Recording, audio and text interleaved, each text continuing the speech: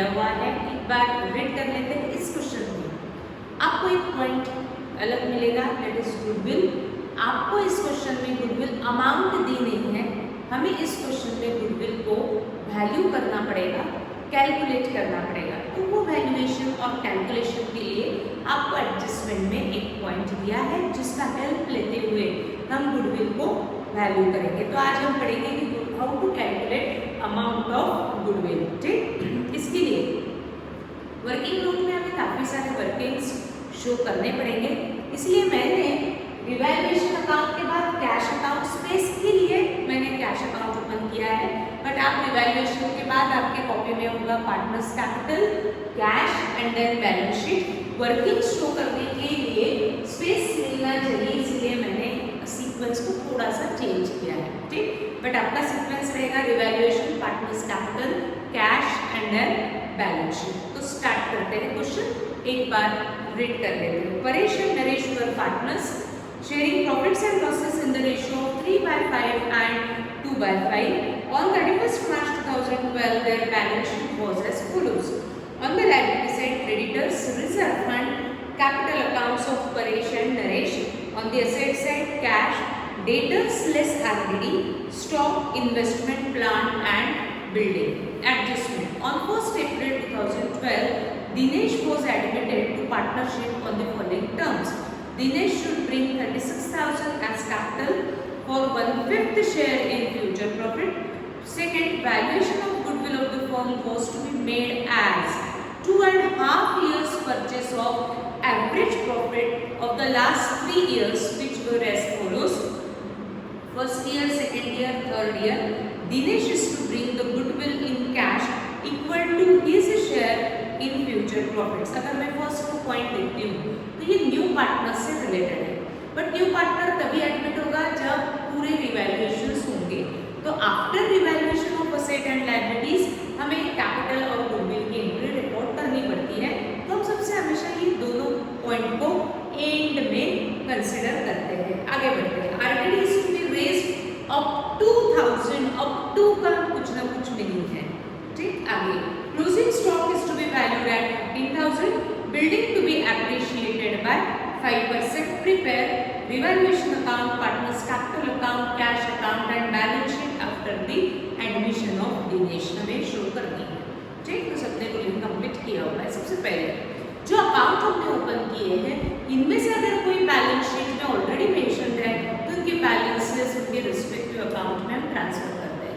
जैसे कैपिटल्स मैंने ओपन की तो कुछ कैपिटल्स आपको बैलेंस शीट में दिए हुए हैं, तो ये कैपिटल बैलेंसेस हमें उनके कैपिटल अकाउंट में सबसे पहले ट्रांसफर करने पड़ेंगे। हमने कैश जो अकाउंट ओपन किया है इसका ऑलरेडी बैलेंस शीट में दिया हुआ है, तो कैपिटल्स एंड कैश बैलेंस हमें पहले उनके रिस्पेक्टिव अकाउंट में ट्रांसफर करने पड़ेंगे। कैपिटल्स आपको दिए हैं परेश एंड नरेश के, तो ट्रांसफर करते हैं उनके रिस्पेक्टिव अकाउंट में ऑन द क्रेडिट साइड, क्योंकि आपको लायबिलिटी में दिया हुआ है। परेश फर्स्ट पार्टनर है तो फर्स्ट कॉलम में 72,000, नरेश सेकंड पार्टनर है तो सेकंड कॉलम में 48,000। दिनेश अभी तक एडमिट नहीं हुआ इसलिए दिनेश के कॉलम में डैश। देन कैश बैलेंस हम ट्रांसफर कर देते हैं कैश अकाउंट में। असेट में है इसलिए ऑन द डेबिट साइड, तो balance brought down, cash balance is 500।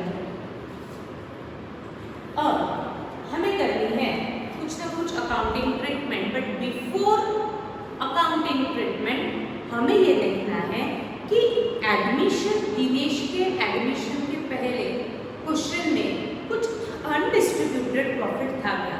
अगर कुछ अनडिस्ट्रीब्यूटेड प्रॉफिट है तो उसमें न्यू पार्टनर को नहीं मिलना चाहिए। बिफोर एडमिशन जो प्रॉफिट होगा वो मुझे ओल्ड पार्टनर्स में डिस्ट्रीब्यूट करके दे देना है। तो ये undistributed profit, that is accumulated profits, हमें किस नाम से मिलेंगे? जनरल रिजर्व, रिजर्व फंड या P&L के नाम से। ऐसा ऐसे कोई एंट्री अगर हम चेक करते हैं तो लायबिलिटी में दी हुई है reserve fund, that means undistributed profit. ये जो बिफोर एडमिशन अनडिस्ट्रीब्यूटेड प्रॉफिट है वो दोनों में डिस्ट्रीब्यूट कर दो, क्योंकि इसमें दिनेश को मुझे नहीं देना है। तो आफ्टर एडमिशन हम इसको लेकर के नहीं जा सकते। बिफोर एडमिशन का ये profit at the time of admission old partners में डिस्ट्रीब्यूट करके रख देना है। तो ये 10,000 को हमें डिस्ट्रीब्यूट करना पड़ेगा दो पार्टनर्स में, तो हमें रेशियो लगेगा और रेशियो आपको दिया है 3/5 एंड 2/5।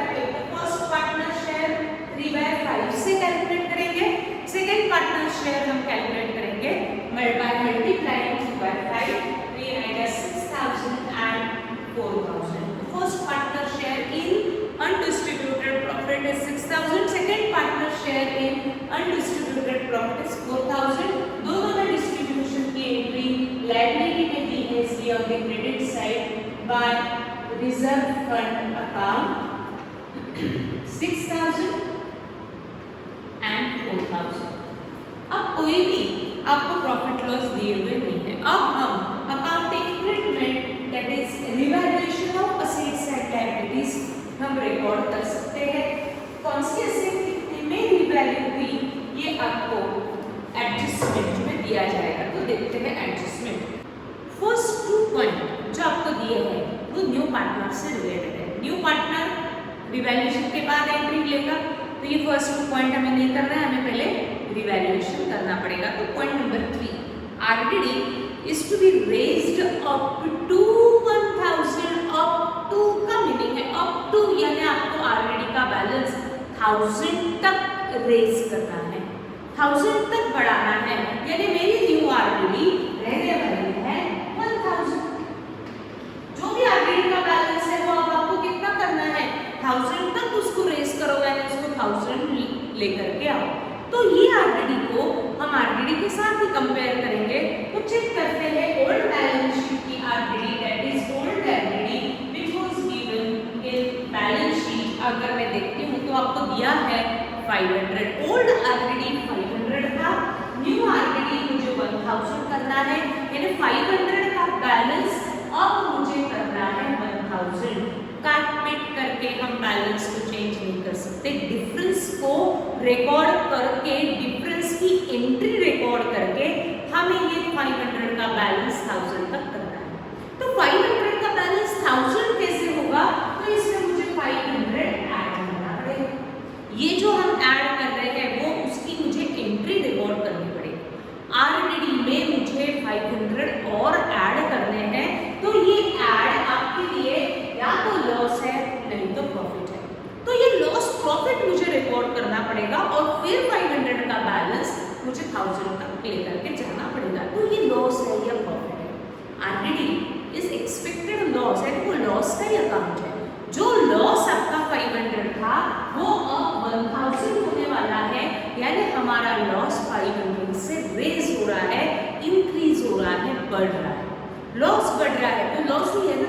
तो ये हम रिवैल्यूएशन अकाउंट के डेबिट में पोस्ट करेंगे टू आरडीडी अकाउंट 500। लॉस 500 से बढ़ रहा है, लॉस इंक्रीज हो रहा है, यानी लॉस भी रिवैल्यूएशन अकाउंट के डेबिट में। अब हमें new RDD new balance sheet में कितनी शो करनी है 1,000, बट आरडीडी हम कैसे शो करते हैं, डेटर्स के साथ। तो इसको मुझे डेटर्स के साथ ही रिकॉर्ड करना पड़ेगा और जो डेटर्स आपको दी है ओल्ड बैलेंस शीट में 45,000, ओरिजिनल डेटर्स में कोई चेंज नहीं है, बट आरडीडी 500 से अब न्यू बैलेंस शीट में आरडीडी दिख रही है new 1,000। That means your revised debtors की अमाउंट आएगी 44,000। डन, ये हमने लास्ट पीरियड में भी किया था। Closing stock is to be valued at 15,000। Closing stock की वैल्यू अब हो चुकी है 15,000। ये क्लोजिंग स्टॉक की न्यू वैल्यू है। तो इस न्यू वैल्यू को हम क्लोजिंग स्टॉक की ओल्ड वैल्यू के साथ कंपेयर करते हैं। तो देखते हैं old value of closing stock आपको दिया गया था 17,000, ये ओल्ड वैल्यू है। न्यू वैल्यू हो चुकी है उसकी 15,000। इन दोनों वैल्यूज को कंपेयर करना पड़ेगा। इसमें कितना डिफरेंस है, उस डिफरेंस को हमें रिकॉर्ड करना पड़ेगा, तब जाके 17 की वैल्यू 15,000 होने वाली है। तो 17 की वैल्यू अब हमें रिकॉर्ड करनी है 15, यानी 17 की वैल्यू को आपको 15,000 करना है। दैट मींस 2,000 हमें स्टॉक में से माइनस करना पड़ेगा, तब जाके 15,000 वैल्यू आएगी। बट हम माइनस प्लस नहीं कहते अकाउंटिंग में, हम डेबिट क्रेडिट करते हैं। तो ये 2,000 मुझे कहीं ना कहीं डेबिट क्रेडिट अब मैं डेबिट करूँ यानी ये लॉस है या क्रेडिट करूँ यानी ये इनकम है, ये सोचना है। स्टॉक असेट है, असेट जो 17 था वो अब 15 पे आ चुका है यानी असेट की वैल्यू कम हुई। जब हमारी असेट की वैल्यू कम होती है, प्रॉपर्टी की वैल्यू कम होती है, तो हमारे लिए ये लॉस है और ये लॉस को मुझे पहले शो करना पड़ेगा। तो लॉस होने के कारण हम कहाँ पोस्ट करेंगे, रिवैल्यूएशन के डेबिट में टू स्टॉक अकाउंट 2000। डन। अब स्टॉक को जो 17 हो चुका है, ये 17,000 जो स्टॉक था वो अब 15,000 हो चुका है, तो ये 2,000 को मैंने रिकॉर्ड किया लॉस करके, तो मैं अब ये रिवाइज स्टॉक बैलेंस शीट में 15,000 रिकॉर्ड कर सकती हूँ।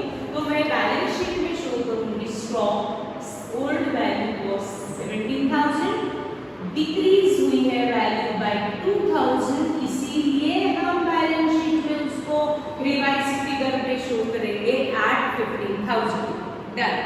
आगे building to be appreciated by 5%, building की वैल्यू एप्रिशिएट हुई 5% से यानी बढ़ गई। तो देखते हैं बिल्डिंग, आपको क्वेश्चन में दिया है 44,000 की बिल्डिंग पे एप्रिसिएशन वाज 5%। 44,000 का हमें कैलकुलेट करना पड़ेगा 5% से वैल्यू एप्रिशिएट हुई यानी ये जो 5% आएगा उससे वैल्यू बढ़ने वाली है, इसलिए हम उसको ऐड करेंगे। 44,000 का 5% is 2,200, it is a building की वैल्यू आ चुकी है 46,200। ओल्ड वैल्यू था 44,000 appreciated by 5% and new value 46,200। New balance sheet में जाएगी न्यू वैल्यू, बट इन दोनों का जो डिफरेंस रहेगा वो एडजस्ट करके ये वैल्यू आने वाली है 46,200। एडजस्ट करना, ऐड नहीं तो माइनस। अब ऐड करना यानी डेबिट क्रेडिट ये हमको डिसाइड करना है। तो 44,000 की वैल्यू 46,200 की असेट बढ़ गई, प्रॉपर्टी बढ़ गई, तो हमारे लिए ये इनकम है, इसीलिए हम इसे पोस्ट करेंगे on the credit side of the valuation account by building account 2,200। ये 2,200 रिकॉर्ड करने के बाद बिल्डिंग की वैल्यू ऑटोमेटिकली हो जाएगी 46,200, जो हम शो करेंगे असेट में building. Old value was 44,000, appreciation इसमें दिया गया है 2,200, इसीलिए revise figure of building is 46,200। आगे बाकी कोई भी रिवैल्यूएशन नहीं है। अब चेक करते हैं balance sheet. Non revalued assets liabilities हमें as it is balance sheet में रिकॉर्ड करना पड़ेगा, जिसमें कोई रिवैल्यूएशन नहीं है यानी उसमें कोई भी चेंज नहीं है। जो बिफोर एडमिशन वैल्यू होगा वही वैल्यू आपको आफ्टर एडमिशन में रखना है। तो चेक करते हैं ऐसे कोई असेट लायबिलिटीज है क्या। तो सबसे पहले चेक करो liability side. Salary creditors, is there any revaluation? आपको कोई रिवैल्यूएशन इसके बारे में दिया है? कुछ भी नहीं दिया है, यानी जो बिफोर एडमिशन क्रेडिटर्स की वैल्यू होगी वही वैल्यू आफ्टर एडमिशन भी रहेगी, क्योंकि इनको हमने पूरा का पूरा पे किया, अब ये लायबिलिटी जीरो हो चुकी है, ऐसा कुछ भी मेंशन नहीं है। तो जो क्रेडिटर्स बिफोर एडमिशन थे वही हमारे रहेंगे आफ्टर एडमिशन। तो हम as it is creditors liability में ट्रांसफर करेंगे। Salary creditors 30,000, but after 3 to 4 lines हम लिखेंगे। क्यों? क्योंकि लायबिलिटी में पहले कैपिटल ही आना चाहिए। ठीक, आगे बढ़ते हैं। रिजर्व फंड जो बिफोर एडमिशन प्रॉफिट था वो हमने दोनों में डिस्ट्रीब्यूट कर दिया। कैपिटल अकाउंट में ट्रांसफर हो चुके हैं। असेट्स में अगर हम देखते हैं कैश, यस कैश का बैलेंस कैश अकाउंट में ट्रांसफर हो चुका है। Then debtors is already revise figure पे आ चुके हैं। स्टॉक रिवाइज फिगर पे आ चुका है। इन्वेस्टमेंट्स बिफोर एडमिशन इस फर्म के पास इन्वेस्टमेंट थी, इसको हमने सेल किया या कोई पार्टनर लेकर के गया, या ये इन्वेस्टमेंट के बारे में हमें कुछ भी मेंशन नहीं है। याद है जो बिफोर एडमिशन इन्वेस्टमेंट होगा वो है ना आपके पास अभी, तो इसको एज इट इज ट्रांसफर करेंगे इन्वेस्टमेंट। 24,000। इसमें कोई चेंज नहीं है, उसमें कोई चेंज दिया ही नहीं है। आगे प्लांट, कोई रिवैल्यूएशन नहीं है, that means as it is after admission भी ये प्लांट उनके पास रहेगा एट 30,000, कोई चेंज नहीं है। बिल्डिंग की वैल्यू एप्रिशिएट हो चुकी थी, कुछ रिवाइज फिगर, चेंज फिगर पे बिल्डिंग बैलेंस शीट में रिकॉर्ड हो चुका है। अब सारी एसेट्स लायबिलिटीज जो नॉन रिवैल्यूड थी वो हमने ट्रांसफर कर दी। अब कोई भी रिवैल्यूएशन नहीं है, तो रिवैल्यूएशन का जो भी नेट प्रॉफिट नेट लॉस होगा, कुछ एसेट की वैल्यू बढ़ गई थी, कुछ एसेट की वैल्यू कम हुई थी, तो जो भी इसके ऊपर नेट प्रॉफिट नेट लॉस होगा वो ओल्ड पार्टनर्स में डिस्ट्रीब्यूट करो, क्योंकि इस प्रॉफिट लॉस पे राइट रहेगा सिर्फ ओल्ड पार्टनर्स का, क्योंकि आज हम वैल्यू चेंज करके जो शो कर रहे हैं, तो वो चेंज पे जो भी प्रॉफिट लॉस होगा वो ओल्ड पार्टनर्स का शेयर है। तो पार्टनर्स में इनका net profit net loss distribute कर देते हैं, जिसके लिए हमें रिवैल्यूएशन अकाउंट यूज करना पड़ेगा। हम अगर इजी है टोटल देखते हैं तो डेबिट की टोटल ज्यादा है 2500, क्रेडिट में 2200, दैट मींस बैलेंस आएगा 300। इस 300 को सिर्फ ओल्ड पार्टनर्स यानी 3/5 एंड 2/5 में डिवाइड करते हैं। तो पहले 5 से अगर मैं डिवाइड करती हूँ तो 60, दैट मींस 180 एंड 120। तो ये बैलेंसेस हमें रिकॉर्ड करने पड़ेंगे ऑन द क्रेडिट साइड, क्योंकि क्रेडिट की टोटल कम थी। फर्स्ट शेयर रहेगा फर्स्ट पार्टनर का, परेश कैपिटल। सेकंड पार्टनर है नरेश, इसके आगे लिखेंगे by Naresh capital. Done. Revaluation के क्रेडिट में अगर हमें बाय परेश नरेश लिखा है तो मुझे परेश नरेश भी पोस्ट करना पड़ेगा टू रिवैल्यूएशन अकाउंट। 180 एंड 120। अभी ये प्रॉफिट हम न्यू पार्टनर में डिवाइड नहीं कर सकते, इस रिवैल्यूएशन के बाद आएगा न्यू पार्टनर। न्यू पार्टनर से रिलेटेड एंट्रीज को सबसे पहले हमें शो करना पड़ेगा इन वर्किंग नोट। तो बैलेंस शीट के नीचे सभी लिखेंगे वर्किंग नोट। मुझे लिखना चाहिए कॉपी में working note. First working note हम प्रिपेयर करेंगे for new partners capital. New partner को कंपल्सरीली कैपिटल इन्वेस्ट करना ही पड़ेगा। कितना दिनेश ने इन्वेस्ट किया ये आपको दिया है पॉइंट नंबर 1। देखते हैं। Dinesh should bring 36,000 as capital for 1/5 share in future profit. 1/5 इस सेंटेंस का मीनिंग सबको समझा है कि दिनेश को ये एग्रीमेंट हुआ कि दिनेश से हम कैपिटल के लिए बताएंगे कि आपको 36,000 अमाउंट इन्वेस्ट करनी पड़ेगी फॉर 1/5 शेयर। 5 रुपीज का प्रॉफिट होता है तो 1 रुपी दिनेश को दिए जाएंगे। इस एग्रीमेंट में दिनेश पार्टनरशिप फॉर्म में एडमिट हो रहा है। तो 36,000 का कैपिटल दिनेश से हम लेंगे तो उसकी एंट्री फॉर्म रिकॉर्ड करेंगे। फॉर्म को अमाउंट मिलेगा, दिनेश से मिलेगा।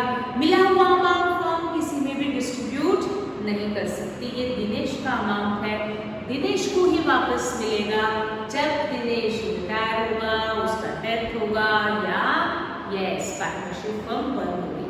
बट यहाँ अभी उसने इन्वेस्ट किया तो वो इन्वेस्टेड अमाउंट की हम एंट्री रिकॉर्ड करेंगे। फर्म के लिए सोचना, क्योंकि हम अकाउंटिंग फर्म के लिए करते हैं। फर्म के लिए कैश इज कमिंग इन, इसलिए एंट्री पास होगी कैश अकाउंट डेबिट। 36,000 रुपीज मिले हुए इस given, Dinesh is given to Dinesh capital account. मिला हुआ कैपिटल किसी में भी डिस्ट्रीब्यूट नहीं होगा, इसलिए कोई भी डिस्ट्रीब्यूशन के एंट्री पास नहीं होती है, सबको मालूम है। कैश के डेबिट में पोस्ट कर देते हैं to Dinesh capital.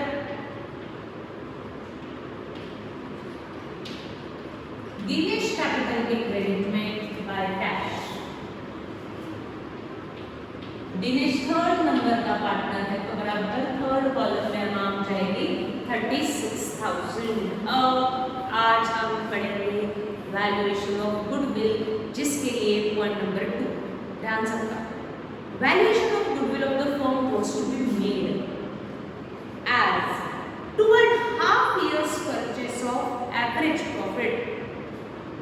of the last 3 years which were as follows: first year, second year, third year.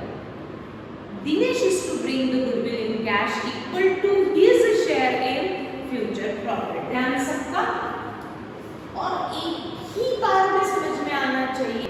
Start करते हैं हम next treatment, that is extra amount जो हम दिनेश से लेने वाले हैं। कैपिटल कंट्रीब्यूट करने के बाद दिनेश को, फर्म को कुछ एक्स्ट्रा अमाउंट, कुछ प्रीमियम अमाउंट बिजनेस को देनी पड़ती है टूवर्ड्स गुडविल। बट ये गुडविल हम अपने मन से कुछ भी फिक्स नहीं कर सकते, इस गुडविल को वैल्यू किया जाता है। मैंने लाइव क्लास में इसको एक्सप्लेन किया था कि गुडविल, रेपुटेशन, जो हार्ड वर्क है वो अमाउंट कैसे कैलकुलेट करो, तो बिजनेस के पास्ट ईयर्स के प्रॉफिट स्टडी किए जाते हैं।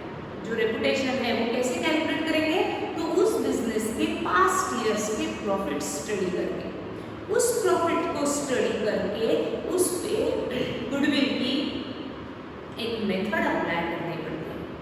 कौन सी मेथड होती है गुडविल वैल्यूएशन के लिए? बहुत सारी मेथड्स होती है, मैंने एक्सप्लेन किया था।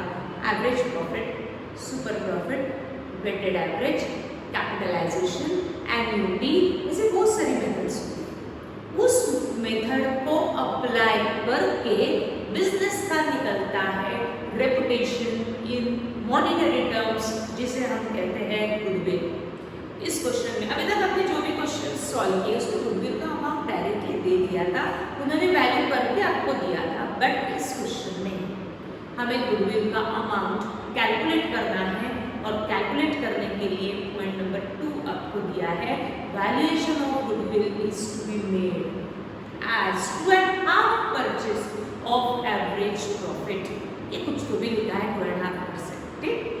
फिर ये एवरेज प्रॉफिट यानी हम मेथड जो अप्लाई कर रहे हैं वहाँ हम बिजनेस के प्रॉफिट तो स्टडी करने वाले हैं, और मेथड कौन सी अप्लाई करेंगे, तो एवरेज प्रॉफिट, क्योंकि आपको क्वेश्चन में दिया है कि आप कौन सी मेथड अप्लाई करो। एवरेज प्रॉफिट कहाँ से समझा, वो फर्स्ट लाइन से समझा।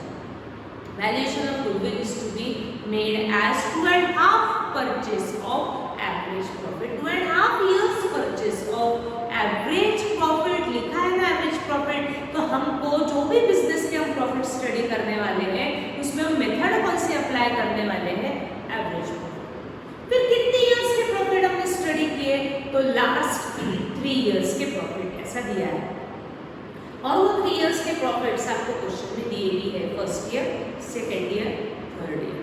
तो इन 3 इयर्स के प्रॉफिट को मैंने स्टडी किया, लास्ट 3 इयर्स के प्रॉफिट्स मेरे पास है। अब इस प्रॉफिट पे मैं मेथड अप्लाई करूंगी, कौन सी मेथड अप्लाई करने वाले हैं, एवरेज प्रॉफिट, और फिर निकलेगा गुडविल ऑफ द फर्म। फिर इस गुडविल में Dinesh is to bring his share of goodwill in cash. फिर हम दिनेश को कहेंगे कि उसमें आप अपना शेयर लेकर के आओ। तो ये सारे कैलकुलेशंस दिखने चाहिए वर्किंग नोट में। तो सेकंड वर्किंग नोट हम प्रिपेयर करेंगे।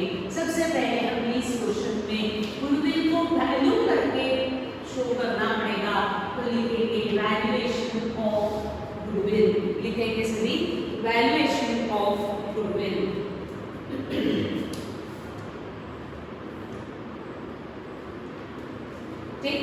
गुडविल को कैलकुलेट करना है, वैल्यू करना है, तो क्या स्टडी करो, बिजनेस के पास्ट ईयर्स के प्रॉफिट। कितने इयर्स के प्रॉफिट इस क्वेश्चन में वो स्टडी कर रहे हैं, 3 इयर्स के प्रॉफिट दिया है कि लास्ट 3 इयर्स के प्रॉफिट हम स्टडी कर रहे हैं, और वो लास्ट ईयर के प्रॉफिट्स आपको क्वेश्चन में इन्होंने मेंशन करके दिए। तो मैंने 3 इयर्स के प्रॉफिट ले लिए। अब इसमें मुझे मेथड अप्लाई करनी पड़ेगी, कौन सी मेथड है, वहाँ दिया है 2.5 इयर्स परचेज, कुछ तो भी 2.5 इयर्स परचेज, और आगे क्या लिखा है, एवरेज प्रॉफिट। दैट मींस ये बिजनेस फर्म एडॉप्ट कर रही है average profit method for valuation of goodwill. तो हमें एवरेज प्रॉफिट सबसे पहले कैलकुलेट करना पड़ेगा। तो हमारी फर्स्ट स्टेप रहेगी एवरेज प्रॉफिट। जितने भी इयर्स के आप प्रॉफिट स्टडी कर रहे हो उस प्रॉफिट का मुझे क्या लेना है, एवरेज। कैसे कैलकुलेट होता है एवरेज, सबको मालूम होना चाहिए ना। एवरेज हम कैसे कैलकुलेट करते हैं, जितने भी इयर्स के हम प्रॉफिट स्टडी कर रहे हो उन सबको ऐड करो, डिवाइडेड बाय जितने भी इयर्स के लिए प्रॉफिट स्टडी कर रहे हैं divided by number of years, तो निकलेगा आपका एवरेज प्रॉफिट। तो हम कितने ईयर्स के प्रॉफिट स्टडी कर रहे हैं? 3 ईयर्स के। तो ये सारे 3 ईयर्स के प्रॉफिट मुझे ऐड करने पड़ेंगे। तो इसका फॉर्मूला बनेगा टोटल प्रॉफिट, जितनी भी ईयर्स के हम स्टडी कर रहे हैं, डिवाइडेड बाय जितनी ईयर्स के हमने ऊपर ऐड किए उतने नंबर ऑफ ईयर्स हम डिवाइड करेंगे, तो निकलता है एवरेज। ठीक, तो अब कितने ईयर्स के प्रॉफिट स्टडी कर रहे हैं? 3 ईयर्स के। तो मुझे यहाँ चाहिए न्यूमरेटर में 3 ईयर्स के प्रॉफिट्स। तो 3 ईयर्स के प्रॉफिट्स आपको क्वेश्चन में दिए हैं। First year profit was 32,000, second year profit 54,000 and third year profit 49,000। 3 years के प्रॉफिट हमने ऐड किए हैं तो डिवाइड भी करेंगे 3 से। 1,35,000 डिवाइडेड बाय 3। अगर हम 4 ईयर्स प्रॉफिट ऐड किए होते हैं तो हमने डिवाइडेड बाय 4 किए होते हैं। यहाँ 3 ईयर्स प्रॉफिट ऐड कर रहे हैं तो डिवाइडेड बाय 3। तो 135 डिवाइडेड बाय 3 तो ये आएगा 45,000 इज योर एवरेज प्रॉफिट। अब ध्यान से समझो, what is average profit? On an average 1 year में ये बिजनेस प्रॉफिट अर्न करता है 45,000। ऐसा हमने 3 इयर्स का प्रॉफिट स्टडी करके हमने ये पहले फाइंड आउट किया कि ऑन एन एवरेज एक साल में बिजनेस कितना प्रॉफिट अर्न करती है, तो 45,000 ऑन एन एवरेज एक साल का प्रॉफिट इज 45,000। अब गुडविल जो भी रहेगा उसमें कैलकुलेट करने के लिए हमने मेथड अप्लाई की एवरेज प्रॉफिट। एवरेज प्रॉफिट आपको बता रहा है कि एक साल का ये बिजनेस का प्रॉफिट है on an average 45,000, but goodwill कितना? तो आपको उन्होंने कंडीशन दी है कि goodwill of the firm is valued at 2.5 years purchase of average profit.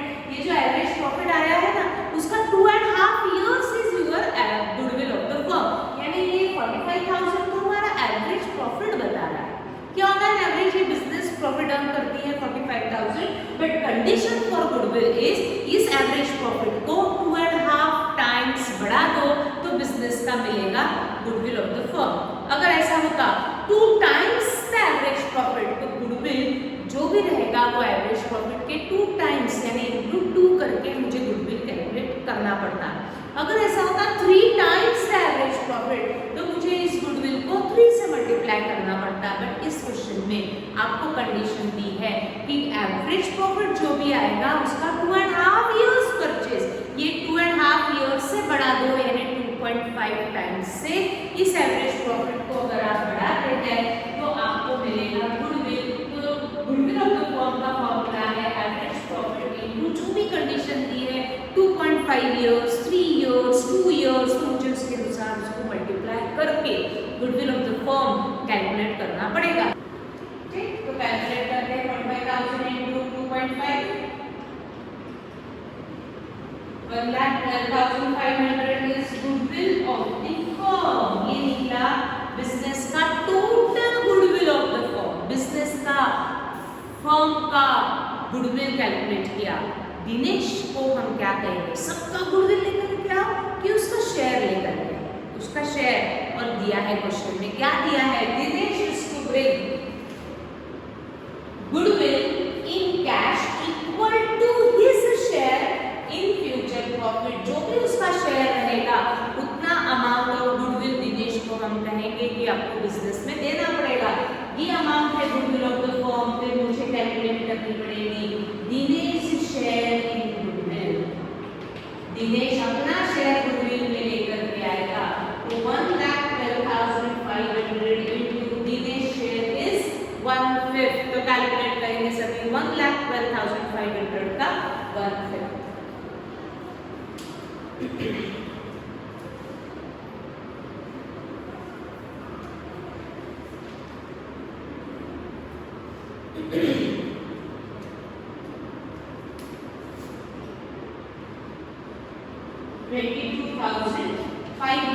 इतना अमाउंट हम गुडविल में दिए, एक्स्ट्रा अमाउंट न्यू पार्टनर से लेंगे। एक बार वापस इस क्वेश्चन में हमें गुडविल का अमाउंट दिया नहीं था, हमें गुडविल को इस क्वेश्चन में वैल्यू करना है।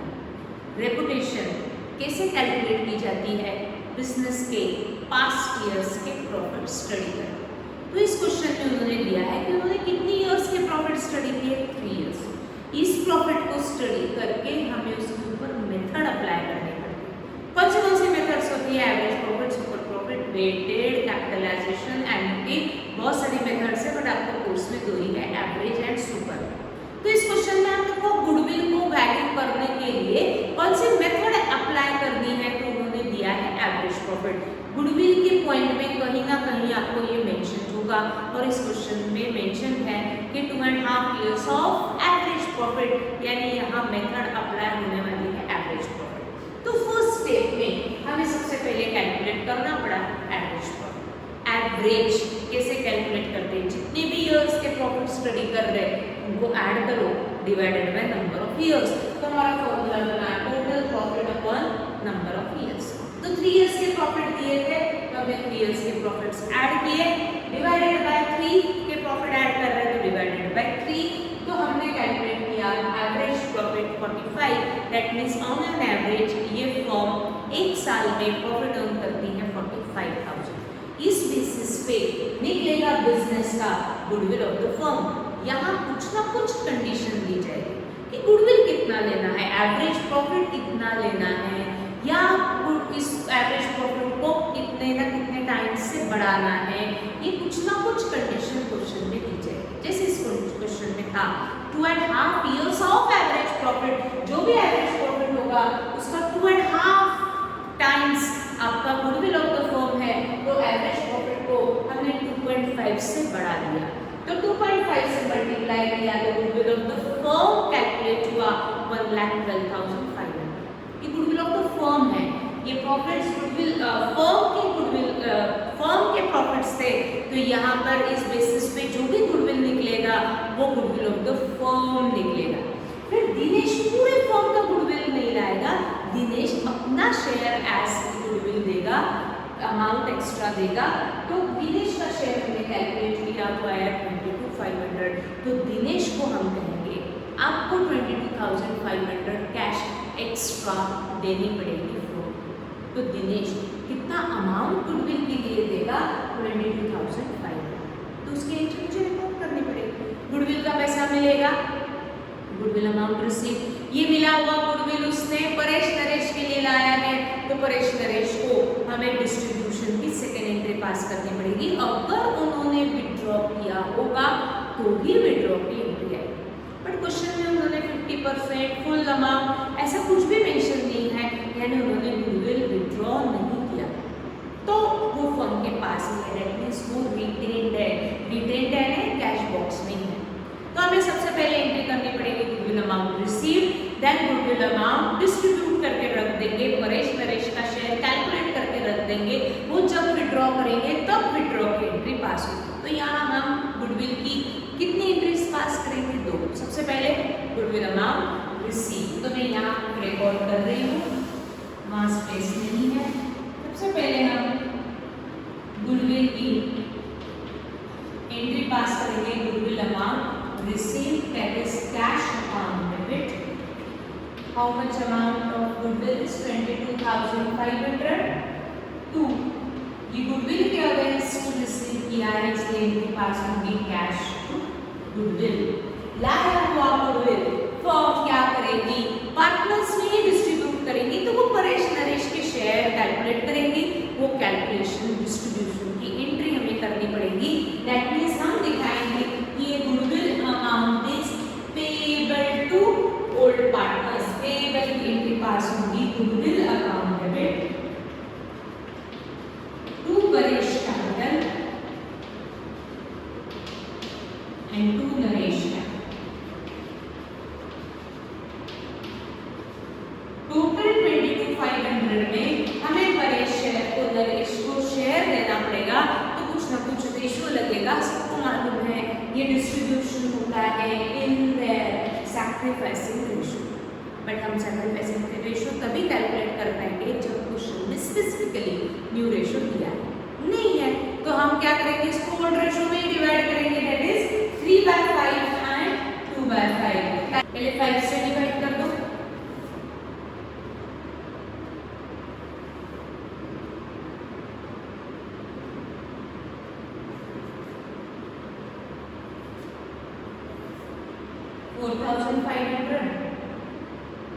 डिवीजन के बाद आएगा 13,000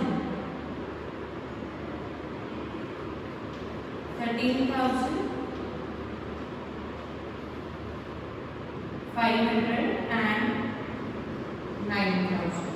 ठीक, इस क्वेश्चन में हम पेड की एंट्री रिकॉर्ड नहीं कर सकते क्योंकि गुडविल अमाउंट विड्रॉ किया ऐसा कहीं भी मेंशन नहीं है। तो गुडविल की हमने दो ही एंट्रीज पास की, गुडविल का अमाउंट रिसीव हुआ and this amount of goodwill is payable to old partners.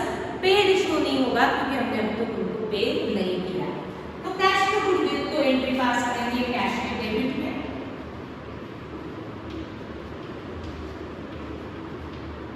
Goodwill account हमने ऊपर नहीं किया। गुडविल टू ओल्ड पार्टनर्स, तो ओल्ड पार्टनर्स कैपिटल अकाउंट की क्रेडिट में हम लिखेंगे बाय गुडविल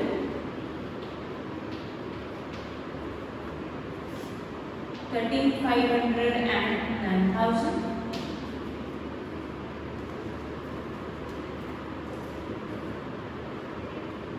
नाउ सारे एंट्रीज हो चुकी है। नाउ क्लोज पार्टनर्स कैपिटल, जो भी अकाउंट ओपन है उनके बैलेंसेस बैलेंस शीट में लेकर के जाओ। रिवैल्यूएशन क्लोज हो चुका है। पार्टनर्स कैपिटल के बैलेंसेस बैलेंस शीट के लायबिलिटी में ट्रांसफर करो क्योंकि कैपिटल से लायबिलिटी भी लिखते हैं। दैट मींस ये capital amount is payable to Paresh Naresh and new partner Dinesh. Then cash balance always shows debit balance, वो डेबिट बैलेंस ही होगा तो डेबिट बैलेंसेस लिखे जाते हैं असेट में। ट्रांसफर करेंगे विद इन 2 मिनट्स। देखो टैली हो रहा है क्या बैलेंस शीट।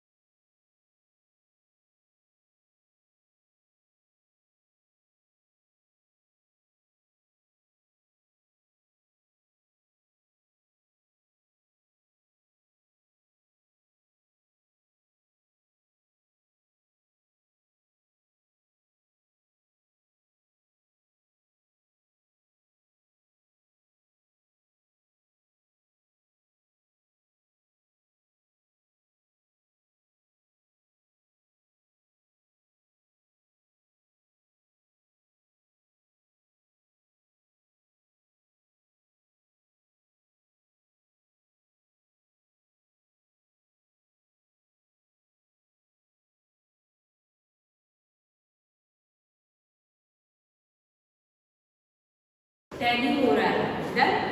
सबसे पहले हमने कैपिटल अकाउंट्स के बैलेंसेस फाइंड आउट किए। क्रेडिट बैलेंस है इसलिए लायबिलिटी में ट्रांसफर होगा। Cash balance shows debit balance इसलिए असेट में ट्रांसफर होगा। आपको पता है हमेशा क्रॉस कनेक्शन होता है।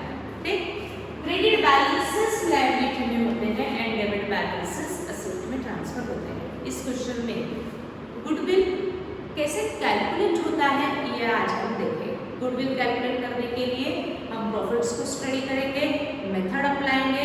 उस मेथड पे अप्लाई करने के बाद जो भी कंडीशन होगी गुडविल की कि एवरेज प्रॉफिट इतना ही गुडविल लेना है या इस एवरेज प्रॉफिट को बढ़ाना है, वो कंडीशन क्वेश्चन में मेंशन होगी।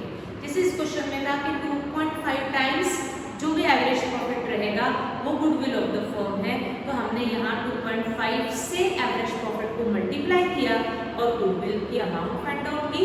ये गुडविल ऑफ द फर्म निकलेगा क्योंकि यहाँ प्रॉफिट्स फर्म के थे पूरे, तो जो उस बेसिस पे अमाउंट निकलेगी वो गुडविल ऑफ द फर्म निकलेगी। बट दिनेश सारा गुडविल ऑफ द फर्म नहीं लाएगा, अपना शेयर लाएगा, इसलिए हमने दिनेश का शेयर कैलकुलेट किया और फिर उसकी एंट्रीज पास की, goodwill amount receive and goodwill amount payable to old partners. Done. तो यहाँ सिर्फ एक पॉइंट यहाँ हमने अलग देखा, that is valuation of goodwill. Doubts होते हैं क्लियर करते हैं लाइव सेशन में, जल्दी से आ जाओ लाइव क्लास में और जो भी डाउट्स होंगे वो हम क्लियर करें। डन। Thank you.